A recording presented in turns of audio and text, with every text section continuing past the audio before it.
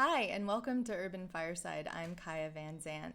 I'm really happy you're here with me today. I want to go a little further into depth into talking to you about the difference between Eastern and Western meditation styles so that you can start to experiment and find one that really connects to you and excites you.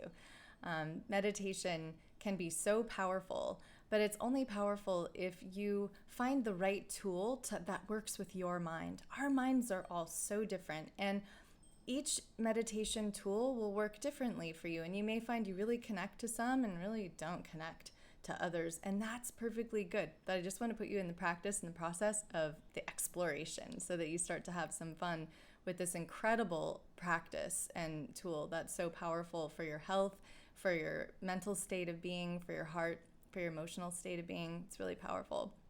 So in Eastern meditation, there is the practice, really, it all comes down to emptying the mind, moving into greater and greater simplicity, quieting everything down. Westerners really struggle with this kind of meditation unless you get into a meditation retreat where you can just sit and meditate for like 3 days and then, you start to have some breakthroughs. But in our day-to-day lives where you're like, okay, I have 10 minutes to meditate, this meditation style can be among the hardest kind of meditation style unless you've just been extremely athletic and done like an hour-long yoga class or a nice big fat marathon or something. You're going to sit down, you're going to find your mind is really quiet and it's much easier to meditate.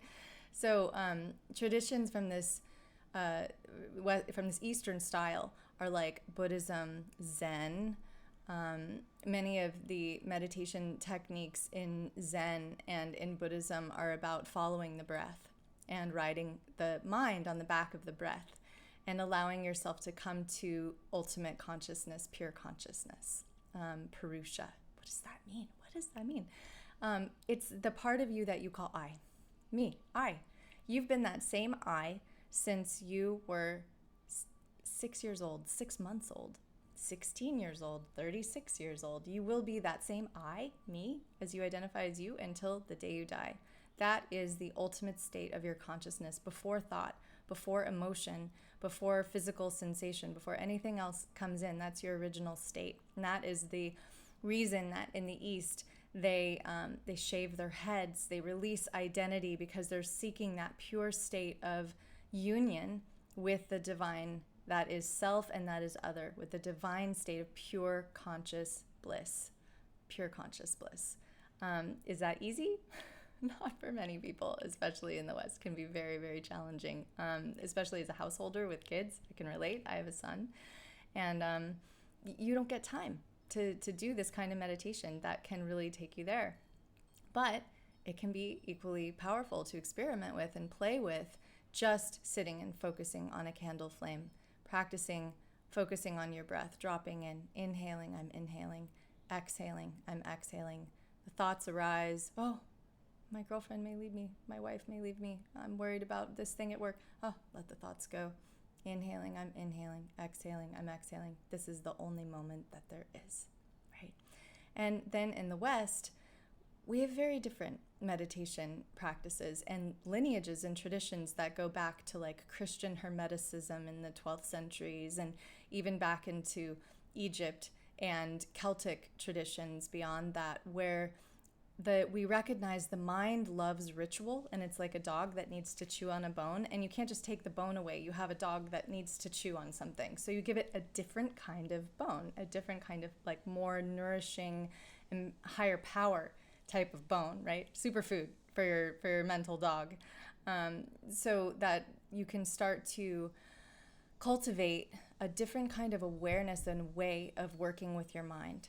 So especially if you have the kind of mind that's powerful, that likes to grab you and run away with you, then you have the ability to start to soften this part of your mind, right? So the tools in that are often like creative visualization. So you start to close your eyes and ask and invite a picture of your higher self to come to mind and ask it to give you a gift.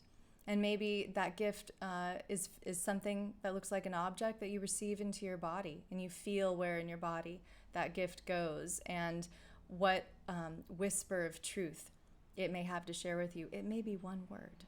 It may be just a quick little phrase. Wisdom is so simple.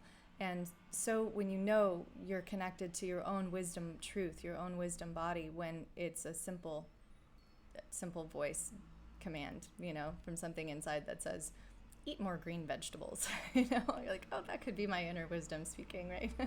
Less hamburgers, more green vegetables. Okay, that is sometimes the messages that we get from our higher selves. And also utilizing color to release fear in the body, noticing, where am I feeling anxious? Where am I feeling tense? And what color would soothe that tension and anxiety? Oh, maybe it's light blue today. I'll just picture the clearest light blue streaming in from the consciousness of the universe, right? Straight into my body and absorbing that color until I feel better.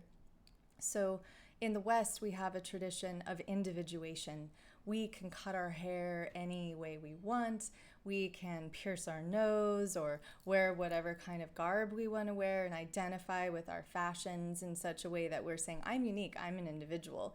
And we got started on that individuation path, which is completely the opposite, right, of the Eastern path, which is like going into unity with the divine, shaving of the head, releasing of identity. And in the West, we're playing with identity. Who do I want to be? What kind of job do I want to have? What kind of house do I want to live in? And letting that be playful in our meditations, where we start to connect in with our spirit animals, with our higher selves, with the colors that free us and liberate us from inside through creative visualization. So we'll be exploring more of this together, and that's what I wanted to share with you today on today's episode. So thank you so much. I'll see you soon.